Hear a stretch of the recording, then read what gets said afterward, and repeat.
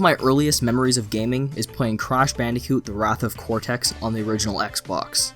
And while that game is often considered the beginning of the downfall of the Crash Bandicoot franchise, it will always be the game that not only introduced me to this series, but to gaming as well. So as you can imagine, it was a pretty big deal for me when I heard the news that we would be receiving our first brand new entry in this franchise in over 10 years. The announcement sort of came out of nowhere, and I was surprised that the game's release date was just over 3 months away. I was obviously very excited for this game, but the short wait for its release and the developer, Toys for Bob, who I have very little history with, had me slightly worried. But as we began to see gameplay and as more and more videos were released diving deeper into the game, the surer I became that this was being made by people who loved this franchise as much as I do. And all I can say after completing this game nearly 7.5 hours later is that it's about damn time.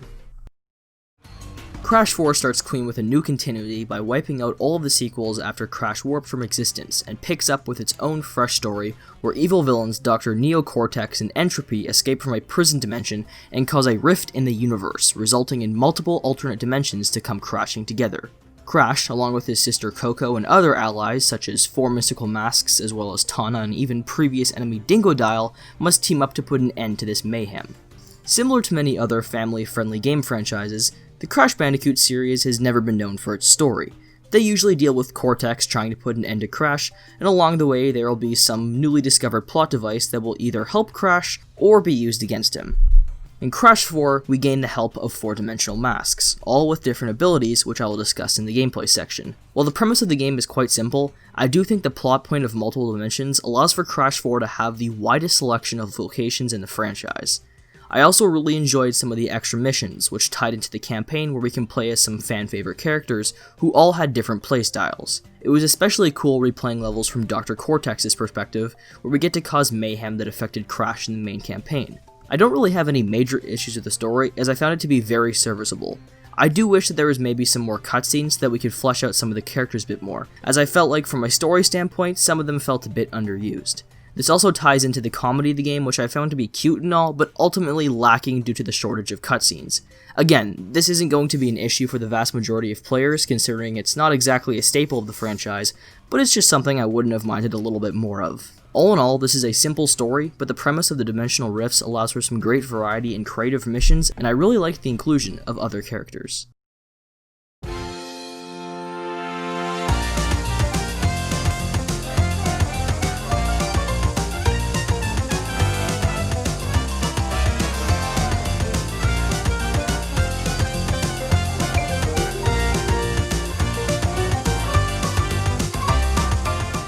Crash Bandicoot 4: It's About Time feels very much so like the original 3 games released by Naughty Dog back in the 90s, but with some welcomed improvements to the platforming. Crash has the same basic movement set here, double jumping, spin attacks, sliding, etc., but with some newer additions such as wall running.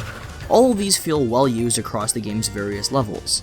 Similar to the original 3, Crash 4's platforming can get quite hard at times, and overall the game definitely has a good amount of difficulty to it, but without falling into the same problems that the original had.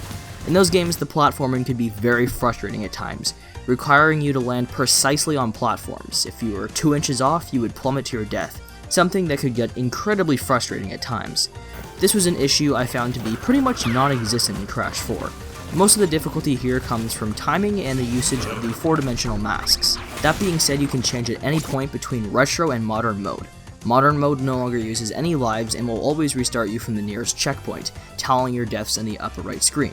Another improvement to the platforming is a small circular shadow that appears underneath Crash when jumping. This allows you to always know where you're going to be landing when you jump, so you'll never have those issues that were present in the first games. Now let's talk about the dimensional masks. These are without a doubt the best addition to this game. The abilities of these masks range from phasing objects in and out of existence, spinning incredibly fast allowing you to levitate and glide across areas, slowing down everything around you so you can navigate through otherwise impossible areas, even running on top of nitro crates, and finally shifting gravity, allowing you to run on the ceiling. The way all of these masks were integrated into the platforming made the game a ton of fun to play. I particularly loved the mask which allows you to phase objects out of existence. It was edge of your seat fun, quite literally, when I would have to constantly press the trigger on the controller to make it through levels. Later on in the game, after all 4 masks are introduced, the game will have you switching between all masks rapidly, which would get really difficult but was always a lot of fun and very rewarding feeling afterwards. At any point in the game, you can change over to Crash's sister Coco, who plays the exact same way. All of the other characters had completely different playstyles, which made it feel like they were from entirely different games, which resulted in the game always feeling fresh and fun. I love the way Cortex works, where you can shoot enemies with a ray gun that will transform them into solid blocks or jumping pads. You can also dash far distances with him, and I ended up enjoying his platforming the most out of any of the additional characters. Dingo Dial felt great as well. His gameplay wasn't as focused on platforming, but more so with this giant vacuum gun which allows you to suck up crates to collect fruit, as well as fire TNT at enemies.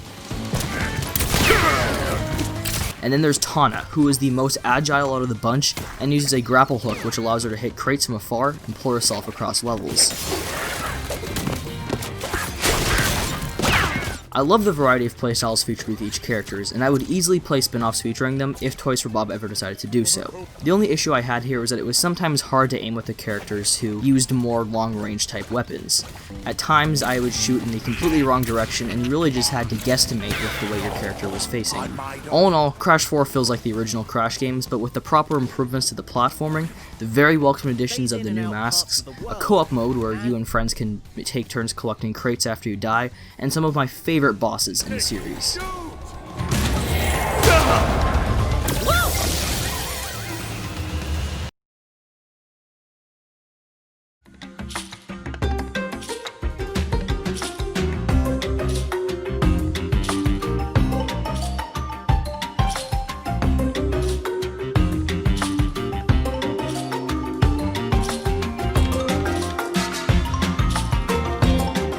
A few years back, we received the Insane Trilogy, a remaster of the original 3 Naughty Dog developed Crash Bandicoot games. I absolutely loved what was done with those games visually.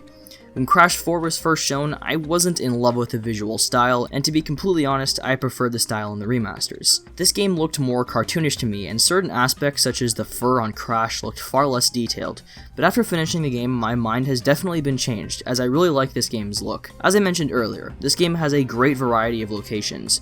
Most Crash games have roughly 5 level sections, each containing 5 or 6 missions set in the same environment, whether it be Egypt or a snowy location.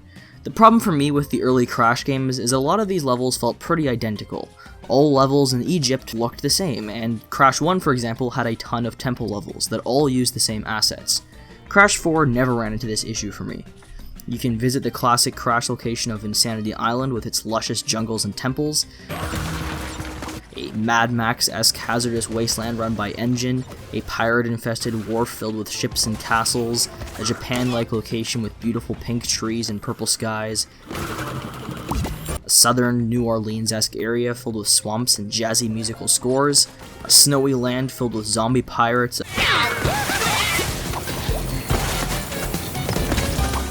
it's a prehistoric dimension with dinosaurs and lava, a space dimension with unique ships and a colorful planet, and more. You get my point. There's a ton of areas, but what I loved about them was that they never overstayed their welcome.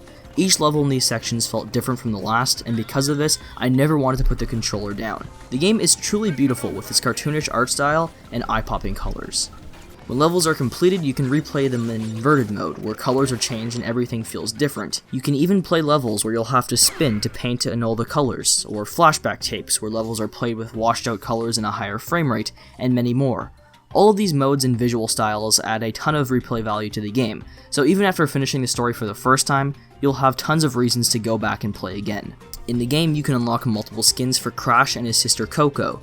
To unlock these skins, you must complete a series of in-level tasks, such as destroying all boxes, finding hidden gems, and dying 3 or less times. This can be really hard later on in the game, when levels get increasingly difficult. Certain things, such as the classic death animations, felt a bit toned down here, which was sad to see considering they are always a humorous aspect of the previous entries. The last minor thing I want to mention about the presentation is the level map. In Crash 4, there is no hub room like in all of the sequels. Instead, very similar to Crash 1, there is a map which Crash runs across. I love the design of this, but I do wish there was some kind of hub world, perhaps allowing you to run around on Insanity Beach and view some collectibles. I don't know. I just wish the series would step up this aspect a bit more.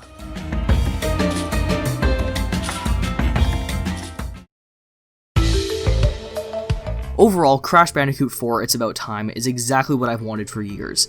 Being that this is a franchise I grew up playing and one that I have a lot of memories from playing with my sister, I'm very happy to see it being treated by a developer who clearly cares. The improvements to the platforming as well as the additions of the new masks and playable side characters make Crash 4 the most enjoyable game in this series in a long time, and the multiple visual modes add a ton of replay value. I do wish things like the soundtrack were a bit stronger, but all in all, this was a great game and I can't wait to see what Toys for Bob does next with our favorite Orange Bandicoot.